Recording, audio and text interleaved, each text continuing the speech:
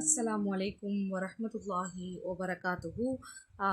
இப்போ நாம் இன்னைக்கு தஜ்வீத்தில் இரண்டாவது நாளுடைய வகுப்பை நாம் பார்க்க போகிறோம். சரிங்களா? ஃபஸ்ட்டு என்னென்னா, நம்ம தஜ்வீத்னா என்னன்னு பார்த்தோம். வேறு என்ன பார்த்தோம்?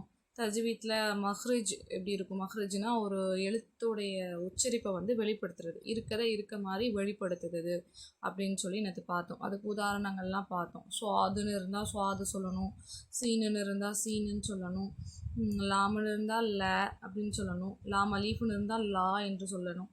இதுதான் நம்ம மஹ்ரஜ் அப்படின்னு சொல்லிட்டு அதுக்கான உதாரணங்கள்லாம் பார்த்தோம். ஏன் தஜ்வீத் ஓதணும், அதனுடைய முக்கியத்துவத்தையும் நாம் என்ன செய்தோம் அப்படின்னா பார்த்தோம். சரிங்களா? இப்போ நம்ம என்ன பண்ண போகிறோம் அப்படின்னா, இந்த தஜ்வீத் இதில் நம்ம குன்னானா என்னன்னு படிக்க போகிறோம். இன்னொன்று என்னென்னா, நம்ம நேற்று ஒரு 4 வகை நூனி சாக்கினுடைய சட்டம் சொல்லிட்டு ஒரு 4 வகையை சும்மா பார்த்தோம். அதை உள்ளே நம்ம விளக்கமாக பார்க்கவில்லை என்றாலும் மேலோட்டமாக நாம் பார்த்தோம். சரிங்களா? அதில் குன்னா என்றால் என்ன அப்படிங்கிறதையும் நான் நாளைக்கு சொல்லுவேன். அதுக்கடுத்து தான் கிளாஸ் எடுப்பேன் அப்படிங்கிறதையும் நான் சொன்னேன். ஸோ இப்போ நம்ம குன்னா என்றால் என்னன்னு பார்க்கலாம். இப்போ தஜ்வீத்துடைய அடிப்படையே என்னென்னா இதான். இந்த குன்னா தெரிஞ்சால் நீங்கள் குர்ஆன் அழகாக ஓதிடலாம். சரிங்களா? இப்போ எப்படி ஒரு இப்போ என்ன எதாக இருக்கட்டும், இந்த இப்போ கவிதைகளெல்லாம் சும்மா கேட்குறத விட பாடலாக கேட்குறாங்க. அதுக்கு காரணம் அவங்க ஒரு ராகமாக ஓதுறது, ராகமாக அவங்க அதை படிப்பாங்க. சரிங்களா? மியூசிக் ஹராம், பட் நான் அதை சொல்ல வரல. நான் என்ன சொல்ல வரேன்னா, அந்த அவங்க ஒரு உதாரணத்துக்கு சொல்ல வரேன். அதில் ஒரு ராகம் இருக்கும் இல்லையா? அந்த ராகத்துக்கு காரணம் அதில் ஒரு சில விஷயங்கள் இருக்கும். அவங்க இந்த இடத்துல சவுண்டு கொடுக்கணும், இந்த இடத்துல சவுண்டு கொடுக்கக்கூடாது, அந்த மாதிரி எடுத்துகிட்டு வந்திருப்பாங்க.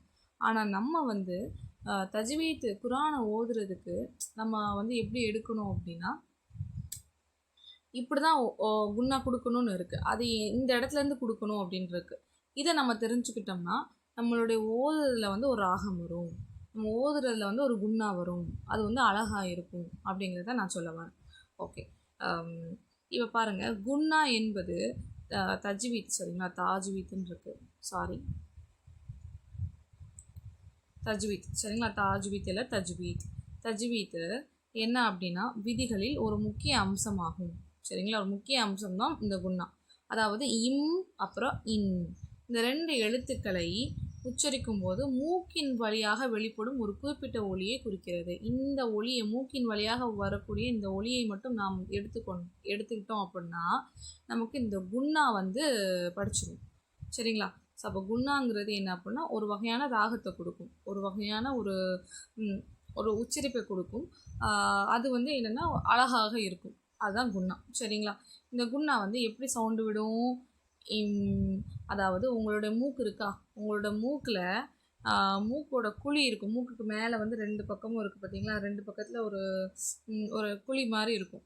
ஸோ அந்த இடத்துல நீங்கள் என்ன செய்யணும் அப்படின்னா, கை வச்சு பாருங்கள், அந்த இடத்துல வைப்ரேட் ஆகணும். அந்த இடத்துல என்ன செய்யணும்? வைப்ரேட் ஆகணும். இருங்க, உங்களுக்கு நான் ஒரு பிக்சர் காமிக்கிறேன். சரிங்களா? ஓகே, வெயிட் பண்ணுங்கள். இங்கே பாருங்கள், இதில் இந்த இடத்துல அமுக்குறி போட்டிருக்காங்க பாருங்கள். அந்த சவுண்டுக்கு இந்த மூக்கில் இந்த இடத்துல இருந்து நமக்கு வைப்ரேட் ஆகும். வெளியே நீங்கள் கை வச்சு பார்க்கலாம். மூக்கோட வெளிப்புறத்தில் இப்படி கை வச்சு அந்த இடத்துல வச்சு பார்த்தீங்கன்னா தெரியும், அப்படின்னு உங்களுக்கு அந்த மாதிரி சவுண்டு வரும். சரிங்களா? அந்த இடத்துல நீங்கள் மூக்குத்தி போடுவாங்க தெரியுமா? அந்த இடத்துக்கு மேலே நல்லா அழுத்தி பாருங்கள். சொல்லும்போது அந்த வைப்ரேஷன் வரும். சரிங்களா? அந்த வைப்ரேஷன் வரும். ஓகேங்களா? இப்போ நோஸ்ட்ரிங்லாம் போடுவாங்க, மூக்குத்திலாம் போடுவாங்க. சரிங்களா? அவங்க அந்த இடத்துல வைப்ரேட் பண்ணி பார்த்தீங்கன்னா தெரியும். சரிங்களா? மேலே இல்லை, கொஞ்சம் கீழே தள்ளி, அந்த இதுக்கு கீழே தள்ளி வைப்ரேட் பண்ணி பார்க்கணும். அந்த இடத்துல குழி மாதிரி இருக்கும். ஸோ அந்த இடத்துல வைப்ரேட் பண்ணி பார்க்கணும். இன்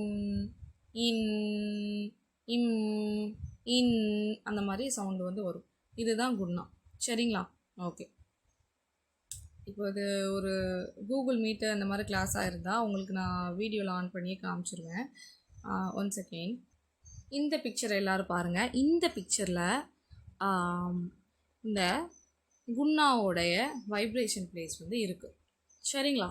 இந்த குன்னாவோட வைப்ரேஷன் பிளேஸு இந்த இடத்துல இருக்குது. இங்கேருந்து என்ன அப்படின்னா, இங்கே இதுக்குள்ளே இருந்து தான் இந்த சவுண்டு வரும். சரிங்களா?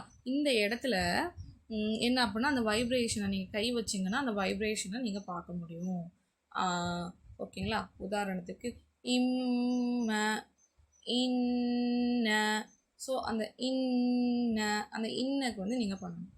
ஓகே, இப்போ இது மட்டும்தான் வந்து குன்னாவா அப்படின்னா எஸ், இதுதான் குன்னா. இதோட ஒரு எக்ஸ்ட்ரா ஒரு விஷயம் இருக்குது, என்னன்னு சொல்கிறேன்.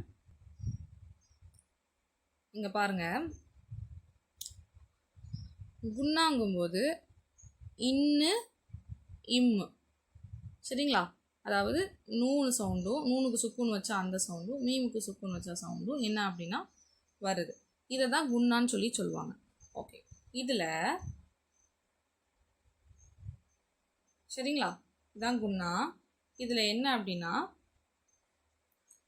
நம்ம என்ன பார்க்க போகிறோம் அப்படின்னா, இது எவ்வளோ மணி அளவில் நம்ம நீட்டணும், அந்த குன்னாவை வந்து அப்படி நம்ம வந்து சொல்லும் பொழுது வைப்ரேட் பண்ணும்போது எவ்வளோ மணி நேரங்கள் அதை பண்ணணும் அப்படின்னு இருக்குது, சரிங்களா?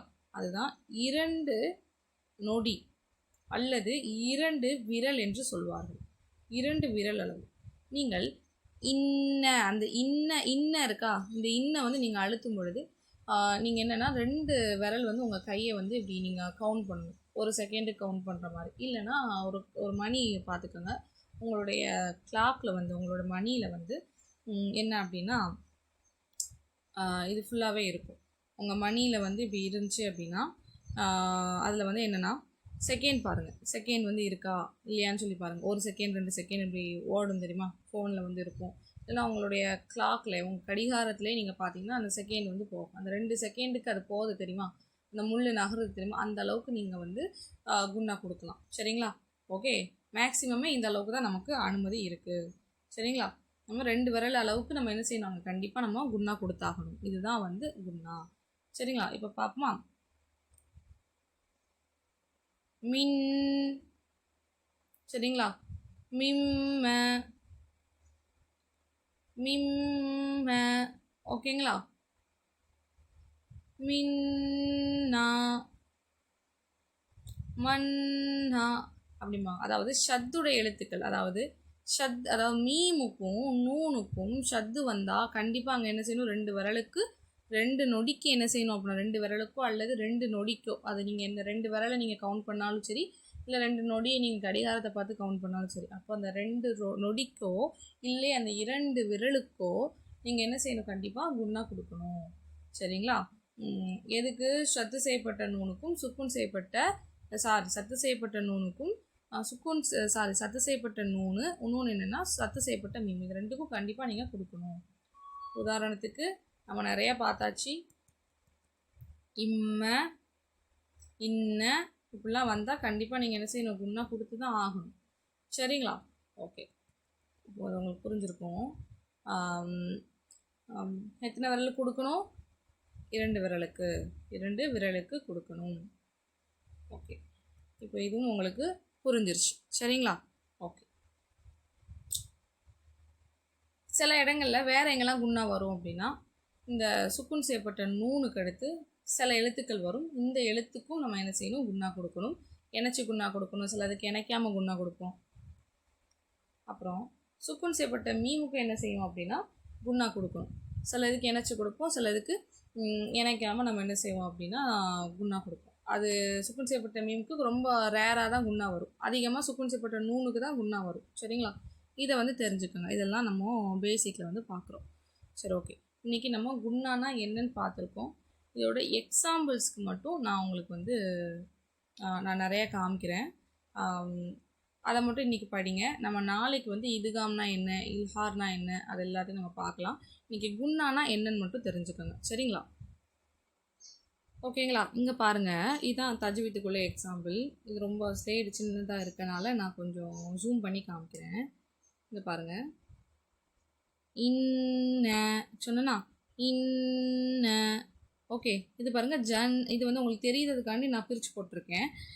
ஜன்னாச்சின், ஜன்னாச்சின், இந்த 2 விரலுக்கு வரும், சரிங்களா? இந்த இடத்துல இந்த ஒரு அலிஃப் வந்திருக்கனால நம்ம இன்னும் கொஞ்சம் இழுப்போம், சரிங்களா? இன்னும் 2 விரலுக்கு நம்ம வந்து இழுப்போம், இன்னும் ஒரு விரலுக்கோ இல்லை 2 விரலுக்கோ இழுப்போம் நம்ம, சரிங்களா? ஜன்னாச்சின், ஓகே. அந்த இன்னு நான் சொல்கிறேன் பார்த்தீங்களா, அதுக்கு நான் 2 நொடி எடுத்துக்கிடுவேன், 2 விரல் எடுத்துக்கிடுவேன், சரிங்களா? சும்ம, ஓகே.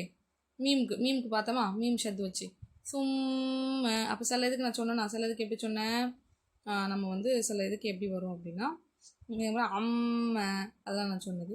அம்மா இத்தசாலுன்னு சூறாலாம் பாருங்கள், ஐன் மீம் வச்சு வரும். அம்ம அதெல்லாம் பார்த்தீங்கன்னா இந்த எக்ஸாம்பிள் கிடைக்கும் உங்களுக்கு, குன்னாவோட எக்ஸாம்பிள்.